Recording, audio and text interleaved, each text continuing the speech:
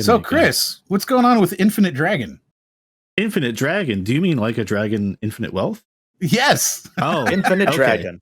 Well, Infinite Dragon comes out in 3 days. Probably 2 days by the time this gets put up on YouTube, right?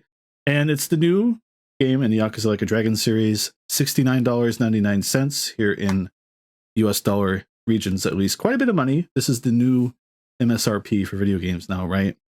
And it's all hunky dory. Reviews came out today, seem pretty good, right? Everyone's pretty glowing about it that I saw. But like a lot of games, it has a deluxe edition, an ultimate edition, a we just need more money for nothing edition, basically, right? And these are options you can consider. And this is nothing new, especially from Sega. These games have been doing this for a while now, where it's just if you want some weird costumes for the character or some extra music to play in your little safe house, right? You can give us money. Speed ups for leveling up. Very common stuff. Yeah, like stuff you shouldn't really spend money on, but you can if you want to, right? And there's some context we'll circle back to in a second on this, but for Infinite Wealth, there is a New Game Plus mode locked behind the first tier edition that is like $15 extra, right? And that New Game Plus is a base feature in every other game besides the most recent one that didn't have New Game Plus at all. That's been in every base game. It's an incredibly unusual thing to lock behind paid extra content, right?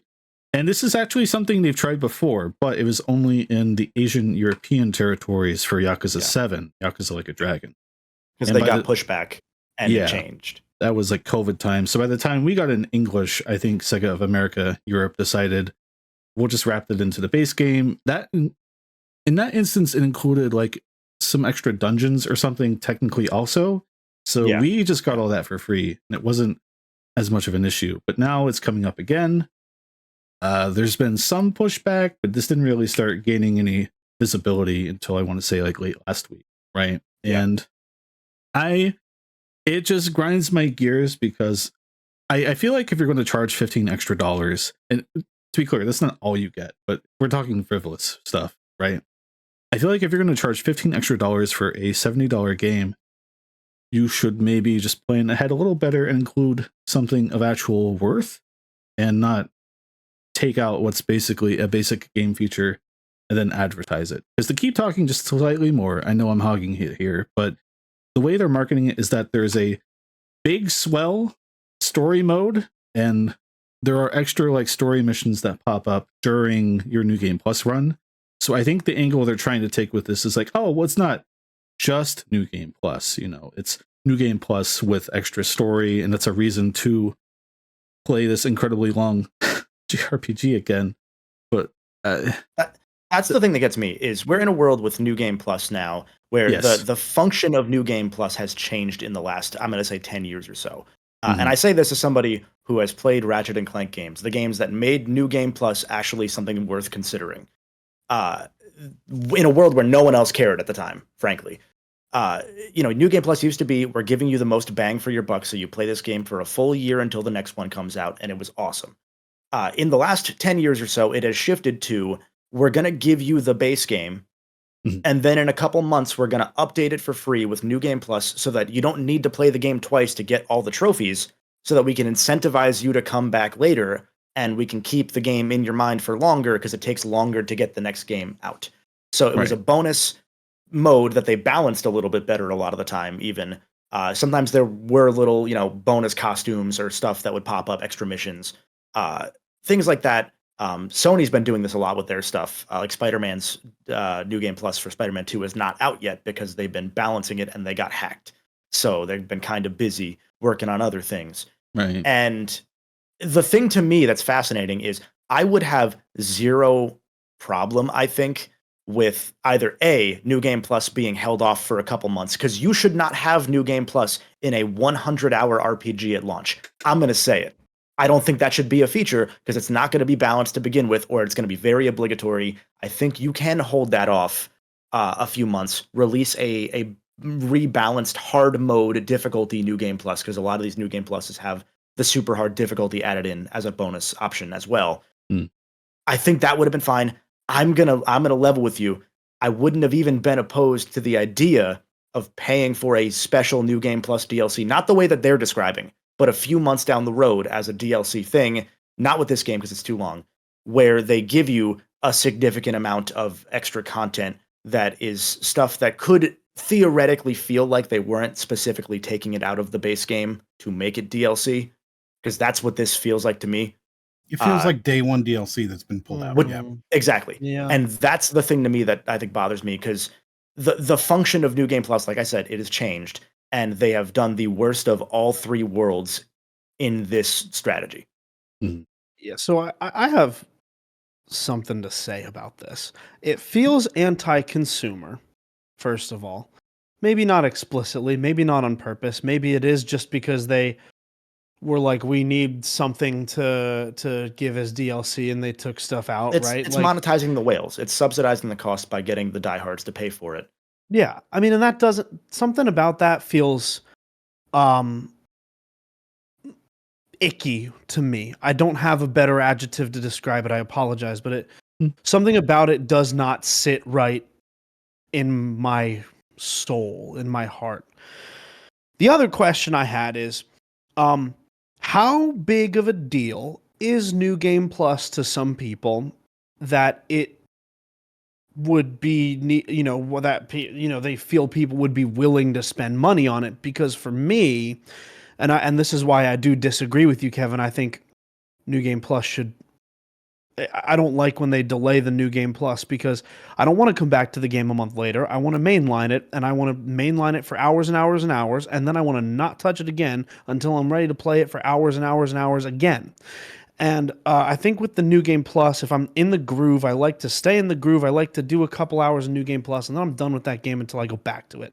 Now, would people pay for New Game Plus? Is that a thing? Do people care about New Game Plus that much? That it, like, because I haven't been miffed when it's not there. It's Like, rolled out, right? It Well, depends that's on the what the game difference. offers. Yeah, that's also the difference, right? This isn't a question about, oh, New Game Plus, would you pay for that?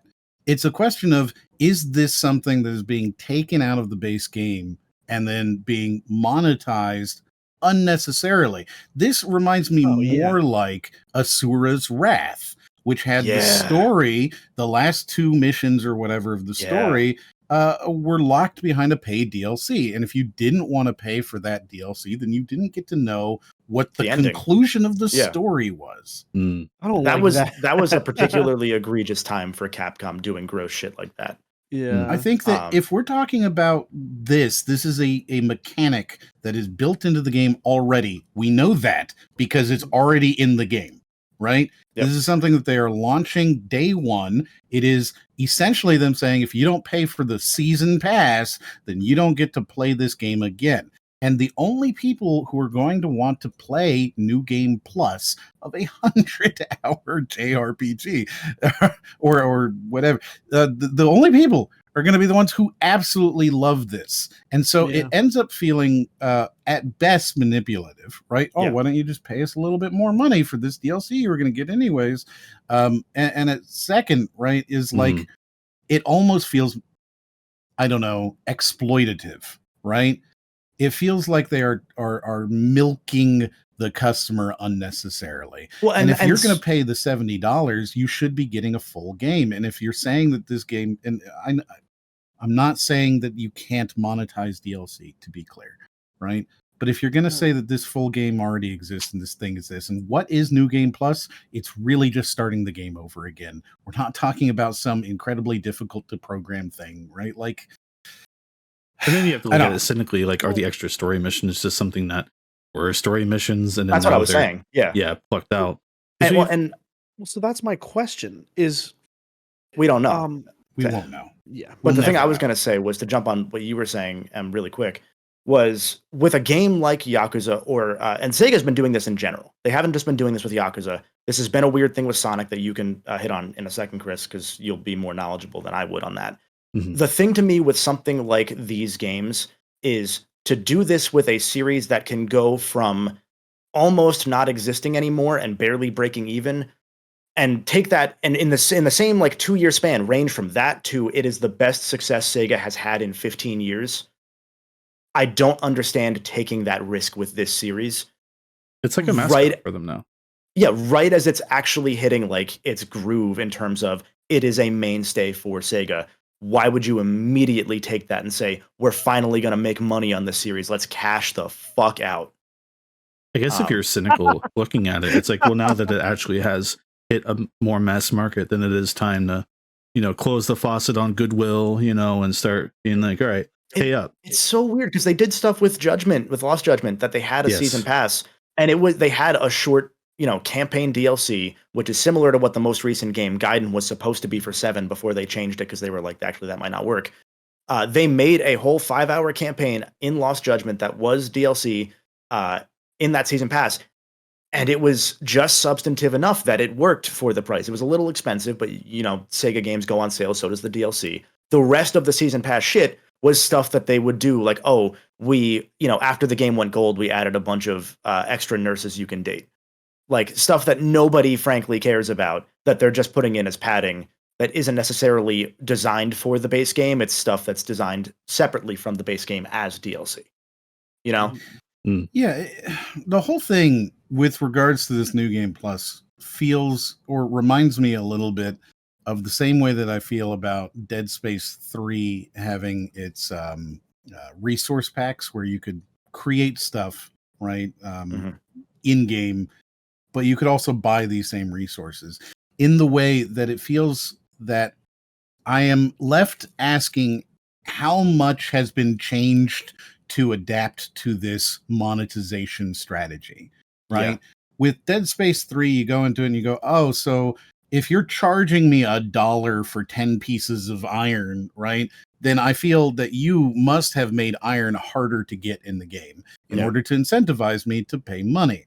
And it's the same sort of feel with the New Game Plus. Oh, you're clearly taking this out in order to try and get more money out of me.